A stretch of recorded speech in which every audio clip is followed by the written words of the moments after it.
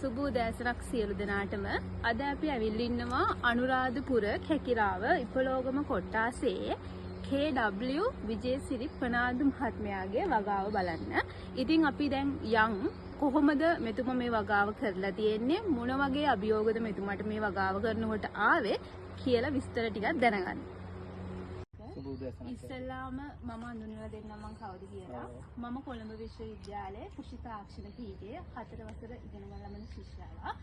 ඉතින් අද මම ආවේ අංකල්ගෙන් මේ අංකල්ගේ වගාව පිළිබඳව විස්තර ටිකක් දැනගන්න. ඉතින් ඉස්සෙල්ලාම මම හඳුන්වලා දෙන්නකෝ මම කවුද කියලා. ඔව් මම ඇවිල්ලා මම ගත්තාම අනුරාධපුර දිස්ත්‍රික්කයේ මේ ඉපලෝගම ප්‍රාදේශීය ගම් කොට්ටාසේ මේ හරි ඉපලෝගම ප්‍රදේශයේ මම ඇවිල්ලා KW විජේසිරි ප්‍රනාන්දු නමින්. එතකොට මම යුද හමුදාවේ වසර 30ක් පමණ සේවය කරලා විශ්‍රාමාවට පස්සේ තමයි මම මේ වගාවට අවතීර්ණ වුනේ. එතකොට මම මේක කරන්නේ විනෝදාංශයක් විදිහටද නැත්නම් මේක යුද හමුදාවේ ඉඳලා ආපු කෙනෙක්? එතකොට මේ වගේ දෙයක් කරන්නයි හිතුවේ. නෑ ඇත්තටම හිතුවා දැන් මම හිතන්නේ දන්න ඇති පහුගිය කාලේ ගොඩාක් පිට රටින් තමයි මේ හයිබ්‍රිඩ් මිරිස් මේ ලංකාවට ආවේ. ඊට පස්සේ ඇත්තෙම ඒව ප්‍රමිතියෙන් තොරයි. ඒකට ගොවි මහතුරු බොහෝ අපහසුතාවට ලක් වුණා ඒ බීජ වලින් ගොවිතැන් කරලා. ඉතින් ඒක නිසා අපේ ලංකාවේ දේශීය වශයෙන් මේ හොයාගත්ත මහලු පල්ලමේ මේ MICH hybrid 1 කියන එක හොයාගත්ත බීජේ. ඉතින් ඒක මුලින්ම මට මේ කෘෂිකර්ම අධ්‍යක්ෂ කෙනෙක් හිටියා වෙල්ගම් මහත්තයා කියලා. එතුමා කිව්වා මට මේක හදලා බලමු කියලා. ඉතින් ඒ අනුව එතුමාගේ උපදෙස් අනුව තමයි මම මේක හදන්න ගත්තේ. ඇත්තට මේක පැත්තකින් මම විනෝදාංශයක් වශයෙන් උනොත් අනිත් පැත්තෙන් ආර්ථික අතිනුත් මේ දෙකම හිතලා තමයි මම මේ වගාව ආරම්භ කරේ. එතකොට අපිට පොඩි විස්තරයක් දෙන්න මොනවද මේ වගා කරලා තියෙන්නේ? එතකොට මේක වගා කරන්න කලින් මාමට මූණ දෙන්න සිදුවෙන්නේ නැති ගොඩක් ප්‍රශ්න වලට. දැන් අපිට බැලුමට පේනවා ලොකු පොනිටරන් ගහලා තියෙන්නේ. ඒ වගේම ටෙක්නොලොජි භාවිතා කරලා තියෙනවා. එතකොට මොන වගේ අභියෝගයන්ද ආවේ? මොනවද වගා කරලා තියෙන්නේ? පොඩි විස්තරයක් අපිට දෙනවද? හොඳයි. දැන් මේක ඇවිල්ලා වර්ග අඩි 2000ක ආරක්ෂිත ගෘහයක්. එතකොට මේක මට හම්බුනේ කෘෂිකර්ම දෙපාර්තමේන්තුවේ කොපියා ප්‍රොජෙක්ට් එක. එහෙම නැත්නම් කොපියා ව්‍යාපෘතිය යටතේ තමයි මට මේක ලැබුණේ. මට මීට එහා පැත්තේ තියෙනවා මගේ ඉඩමක්. ඒකේ තියෙනවා වර්ග අඩි 1000ක ඒකත් කෘෂිකර්ම දෙපාර්තමේන්තුවෙන් දුන්න එකක්. ඊට පස්සේ මම පුද්ගලිකව එකක් ගහගත්තා. ඒකත් වර්ග අඩි 1000යි. ඒ ගහනකොට තමයි මම සාර්ථකවම කරගෙන ගියා වගාව. ඊට පස්සේ මට කෘෂිකර්ම දෙපාර්තමේන්තුවෙන් කිව්වා මේ බොහොම හොඳට වැඩේ කරගෙන යනවා. අපි තව එකක් ඔයාලට පාස් කරනවා. වර්ග අඩි 2000ක ඒක කරගෙන යන්න කියලා. ඊට පස්සේ තමයි මට මේක 50%ක දායකත්වයක් මට එහෙන් ලබා දුන්නා. එතකොට ලක්ෂ 4යි ගන්න ලක්ෂ 5කට ආසන්න මුදලක් තමයි මේකට වැය වුණේ. ඉතින් ඒ පටන් ගාලේ වෙලා මම ඒක දැන්ටත් කරගෙන යනවා ඒ යන්නේ. ඒ භෝග සම්බන්ධව පොඩි අදහසක් දෙනවද අපිට? ඔව් මේකේ මම හදලා තියෙන්නේ මම කරන්නේ මුලින් ඉඳලම කරන්නේ MICH hybrid 1 කියන මිරිස් බීජ තමයි මම නිෂ්පාදනය කරන්නේ. දෙමුහුම් මිරිස් බීජ. එතකොට මේ දැන් හදලා තියෙන ගත්තාම දැන් අර එහා පැත්තේ කෙරවලේ පේනවා පෙලා. ඒක ටිකක් මේ ගස් වලට වඩා උසින් වැඩි කියලා පේනවා. තාම මේකට සති 3ක වගේ කාලයක් මේ වගාවට ගත වෙලා තියෙන්නේ. මේ වැරණියා කියන්නේ පිරිමි පාර්ශවයේ. මේක තමයි පිරිමි පාර්ශවය. එතකොට මේක සාමාන්‍යයෙන් මේ ගහක් අඩි 8ක් විතර උස යනවා පිරිමි පාර්ශවයේ. නමුත් මේ ගෑනු පාර්ශවය මේ මව් පාර්ශවයේ එච්චර නැහැ. මේ වගේ උසට තමයි යන්නේ. එතකොට එහා පැත්තේ තියෙනවා වැරණියක් කියලා පොඩක් දකින්න ඇති අර පේන්නේ ඒක සාමාන්‍ය උසයි. ඉතින් මේක සාමාන්‍ය හොඳට හදුනහම අර දෙපැත්තේ තියෙන පිය පාර්ශවයේ අඩි 8ක් විතර 7ක් 8ක් විතර උස යනවා. මේවා සාමාන්‍ය අඩි 4ක් විතර තමයි උස යන්නේ. එතකොට මේ පිය පාර්ශවයයි මව් පාර්ශවයයි එකතු කරලා ඒ පරාගණය කරලා තමයි අපි මේ MICH කියන මිරිස් බීජය නිෂ්පාදනය කරන්නේ. දෙමුහුම් මිරිස් බීජ නිෂ්පාදනය කරන්නේ ඒක පරාගණය කරලා එන පළවෙනි පරම්පරාව. පළවෙනි දරුවා තමයි MICH කියන්නේ. ගත්තු දෙයක් තමයි මේකේ අස්වැන්නේ නෙමෙයි ඔයා බලාපොරොත්තු වෙන්නේ. ඔයා මේකෙන් ගන්න අස්වැන්නෙන් බීජ තමයි වෙළඳ පොළට දෙන්නේ. එතකොට ඔයාගේ වෙළඳ පොළ තත්ත්වය කොහොමද හැදිලා තියෙන්නේ? දැන් වෙළඳ පොළ කියන්නේ මෙහෙමයි. දැන් සාමාන්‍යයෙන් දැනට මේ ඉල්ලුම තරමට සැපයුම අඩුයි. මොකද මම හිතන්නේ මේ ලංකාවේ ගත්තාම කෘෂිකර්ම දෙපාර්තමේන්තුවත් එක්ක එකතු වෙලා මේ MICH හදපු පළවෙනි ගොවියා තමයි මම. ඒකට හේතුව ඇවිල්ලා ඔක්කොම විදේශීය වශයෙන් ආවට පස්සේ මේ ඉලු පල්ලමෙන් තමයි මේක පටන් ගත්තේ කරමු කියලා. ඒ පළවෙනි ගොවි මහතුරු අපි 3 දෙනෙක් එකතු වුණ අනුරාධපුර දිස්ත්‍රික්කය ගත්තාම ගෝනපතරාවේ හිටියා මේ තිලකරත්න කියලා එක්කෙනෙක්. ඊට පස්සේ මමයි තව අනුරාධපුරේ කෙනෙක්. අපි 3 දෙනෙකුට තමයි ආරක්ෂිත ගෘහ 3ක් හම්බුනේ. නමුත් ඒ දෙන්නටම අතහැරියා ඒ කට්ටියගේ රාජකාරී ඉන්න. නමුත් මම මේක කරගෙන ගියා.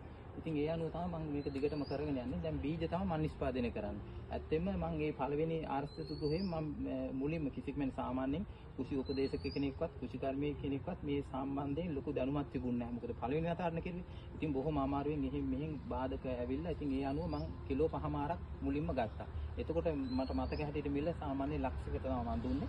ඉතින් ඒ හරිතාගාරේ ගහන්නත් ගියේ මට ලක්ෂ 5යි. නමුත් මේ පළවෙනි වතාවට මේ මුදල මම ගත්තා. ඊට පස්සේ තමයි මට පොඩි ආසාවක් ඇති වෙලා තවත් පුද්ගලිකව තව ගෘහයක් ගියා. ඊට පස්සේ මේකත් හදුවා. ඉතින් ඒ අනුව මම දැන් ඉදිරියට කරගෙන යනවා. බීජ තමයි නිෂ්පාදනය කරන්නේ. බීජ තමයි දෙන්නේ. දැන් මේ වෙනකොට වෙළඳපොලේ සාමාන්‍ය ලක්ෂ 2කට ආසන්නයි මේ බීජ 60 කිලෝ එකක්. එතකොට දැන් අපිට වගාව කරගෙන යනකොට සත්ව හානි වෙනවා. ඒ වගේම එක එක දිදීර හානි, බැක්ටීරියා හානි වෙනවා. ඒ වගේ දේවල් උන්නේ නැද්ද? අනිවාර්යෙන්ම වෙනවා. මොකද හේතුව ඇවිල්ලා අපි මේ කොච්චර දැන් ආර්ථික ගෘහයක් ගත්තත් මේකට සතුන් කොහොම හරි එනවා. එක්ක මේ දැල මාර්ගයෙන් නැත්තම් මේ අපි ඇතුළට එනකොට මේ අපේ ඇඳුම් මාර්ගයෙන් හරි මේකට එනවා. ඒකට අර එළිය වගේ නෙමෙයි මේකට ආවට පස්සේ අයින් කරන්න බොහොම අමාරුයි. මොකද ඇතුලේ මේක උංග ග්‍රහණය වැඩි වෙනවා. මේ රස්නෙත් එක්ක වැඩි වෙනවා. ඉතින් ඒකින්ද අනිවාර්යයෙන්ම අපිට මේ මයිට හානි දැන් මිරිස් වලට එන්නේ මයිට හානියයි, පැලමැක්කාගේ හානියයි, සුදු මැස්සාගේ හානියයි. මිරිස් වලට එන්නේම ওই ලෙඩ තුන තමයි.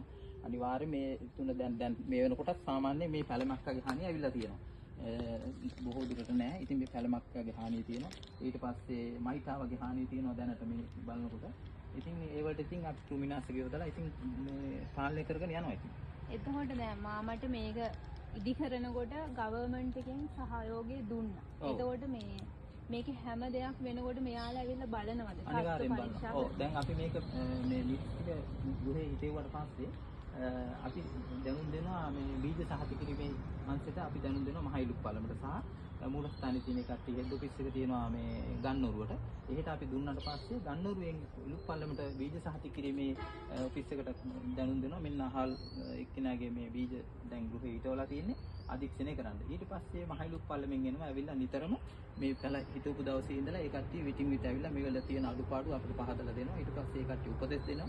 ඒ අනුව අපි කරගෙන යනවා. සාන වශයෙන් මට අහන්න තියෙන්නේ දැන් මේ වීඩියෝ එක බලලා හරි තව කෙනෙක් හිතනවා නම් මේ වගාව කරන්න ඕනේ කියලා මොනවද දෙන්න තියෙන අදහස්? අනිවාර්යයෙන්ම මොකද හේතුව ඇවිල්ලා මේක තමයි මොකද අපි ඉස්සර කාලේ ගොවියෝ කෙරුවේ අඹුඩේ ගහගෙන අක්කර ගණන් මේ මිනිස්සු වගා කෙරුවා. නමුත් දැන් එහෙම නැහැ. නවීන තාක්ෂණයත් එක්ක බොහොම පොඩි ඉඩ කඩකින් ලොකු ආදායමක් ගන්න පුළුවන්. මොකද හේතුව ඇවිල්ලා මම හොඳටම දන්නවා මම විශ්‍රාම ඇවිල්ලා ඉන්නකොට දැන් මේක වුණත් මට මුලින්ම මේකට ලක්ෂ 5යි මං ගෙව්වේ. දීලා තමයි මම මේක පටන් ගත්තේ. පළවෙනි වතාවම මට කිලෝ 18ක් ලැබුණා. එතකොට කිලෝ 18ක් කියන්නේ මං හිතන්නේ ලක්ෂ 30 ගානකට විතර මං ආවා. එතකොට මේ ඉතින් මං කියන්නේ කට්ටිය දැන් අද ලංකාවේ තරුණ ගොඩක් මේ ළමයි පිටරට යනවා රැකියාවකට. නෑ එහෙම යන්න අපේ මේ ලංකාවේ තියෙන මේ මෙච්චර හොඳ මේ දේශගුණයත් එක්ක මේ වගේ හොඳ සරුසාර පසක් තියෙද්දි පිටරට යන්න ඕනේ නෑ. මේ වගේ ආර්ථික ගෘහයක් හදාගෙන එතකොට සමුගේ ආර්ථිකයටත් හොඳයි. සමුගේ මනසට හැම දෙයකටම මේක බොහොම වටිනවා. ඉතින් මම ඒ කට්ටියට කියන්නේ මූලික වියදමක් යනවා මේ හරිතාගාරයක් ගහන්න. ඒ කෘෂිකර්ම දෙපාර්තමේන්තුව සම්බන්ධව 10%ක දායකත්වයක් ලබා දෙනවා. ඒ අනුව මේ වගේ දෙයකට යොමු වෙන්න හැම දෙයකටම හොඳයි කියලා තමයි මම කියන්නේ. හරි. කෘෂිකර්මාන්තය කියලා කියන්නේ හරි අපූර්ව දෙයක්. ඒක සෝබාදහමත් එක්ක බැඳිච්ච දෙයක්. ඉතින් සෝබාදහමත් එක්ක බැඳිච්ච මේ කෘෂිකර්මාන්තය කරන සමහර මිනිස්සු ඉන්නවා මේකෙන් ගලව ගන්න හරි අමාරුයි. ඒ වගේම අපි දෙයක් බෑ කියලා හිතන්නේ නැතුව ඒ දෙයට කොහොම හරි උනන්දු වෙලා කැප කිරීමෙන් ඒ දේ කරනවා නම් අනිවාර්යයෙන්ම අපිට පුළුවන් ඕනම දෙයක් කරන්න. ඒකට උදාහරණය තමයි දැන් අපි ටිකකට ඉස්සෙල්ලා කතා කරපු ගොවි මහත්මයා. ඉතින් මේ වගේම තවත් ලස්සන කෘෂිකාර්මික අදහස් තියෙන ගොවි මහත්මයෙක් එක්ක ඊළඟටත් හමු වෙන බලාපොරොත්තුෙන් සමු ගන්න සුබ දවසක්.